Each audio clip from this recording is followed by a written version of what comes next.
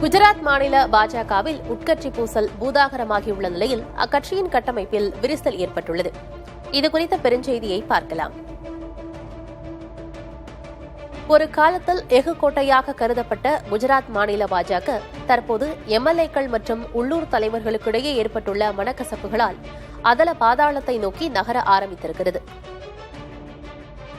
பகுசராஜி பகுதிதான் உச்சகட்ட உட்கட்சி பூசலில் சிக்கி தவிக்கிறது. சட்டமன்ற உறுப்பினர் சுகாஜி தாகூருக்கும் பாஜக வட்டத் தலைவர் கமலேஷ் தேசாய்க்கும் ஏற்பட்டுள்ள பனிப்போர் கட்சியை ஆட்டம் காண செய்துள்ளது. துர்பரா கிராமத்தில் புதிய பஞ்சாயத்து தலைவர்கள் பதவியேற்பு விழா நடைபெற்ற போது அவ்விழாவை புறக்கணித்தார் எம்எல்ஏ தாகூர். இதுதான் உட்கட்சி பூசலுக்கு முக்கிய காரணியாக பார்க்கப்படுகிறது.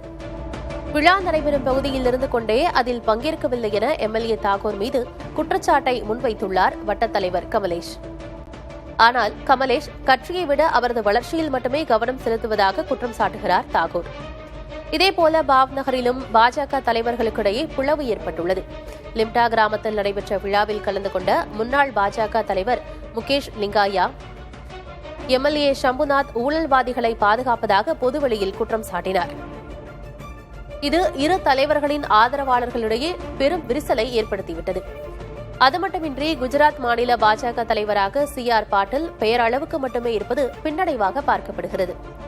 2020ஆம் ஆண்டு மாநில பாஜக தலைவராக அவர் தேர்வு செய்யப்பட்ட நிலையில் 2024ஆம் ஆண்டு மத்திய அமைச்சராக பொறுப்பேற்றார். மாநில பாஜக தலைவர் பதவி அவரிடம் இருந்தாலும் மத்திய அமைச்சராக இருப்பதால் கட்சிப் பணியில் அவரால் முழுமையாக ஈடுபட முடியவில்லை என்றே அரசியல் பார்வையாளர்கள் கூறுகிறார்கள்.